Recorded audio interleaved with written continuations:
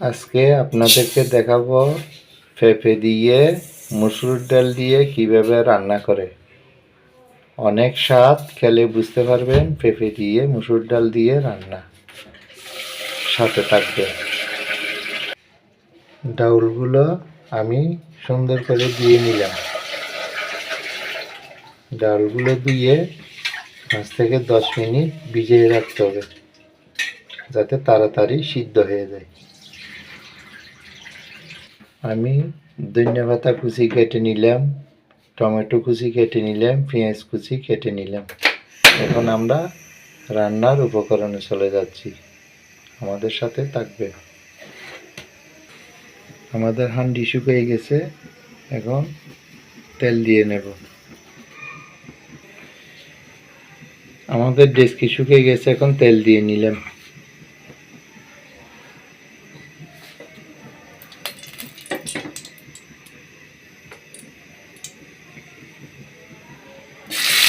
পেঁয়াজ কুচি দিয়ে দিলাম।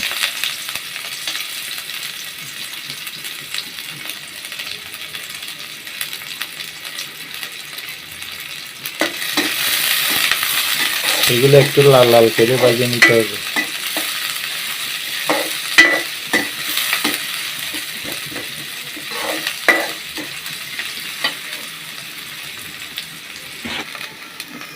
একটু পানি দিয়ে নিলাম, এখন রসুন বাটা দিয়ে দিলাম।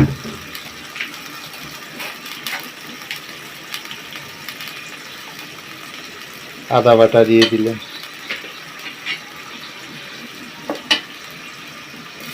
টমেটো কুচি দিয়ে দিলাম।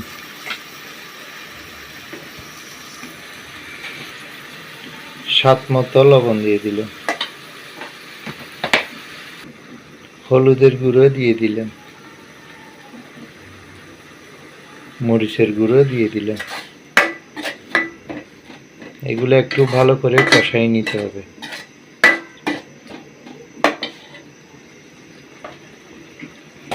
5 থেকে 6 মিনিট কষাইতে হবে।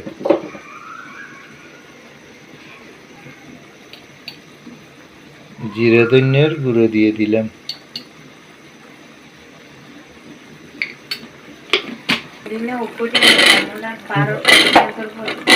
পেঁপেগুলো দিয়ে দিলাম।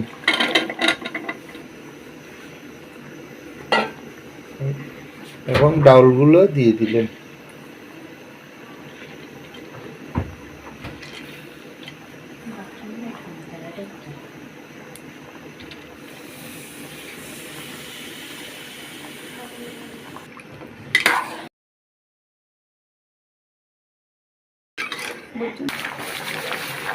একটু একটু সিদ্ধ হয়ে উঠছে, আর কিছুক্ষণের মধ্যে সিদ্ধ হয়ে যাবে।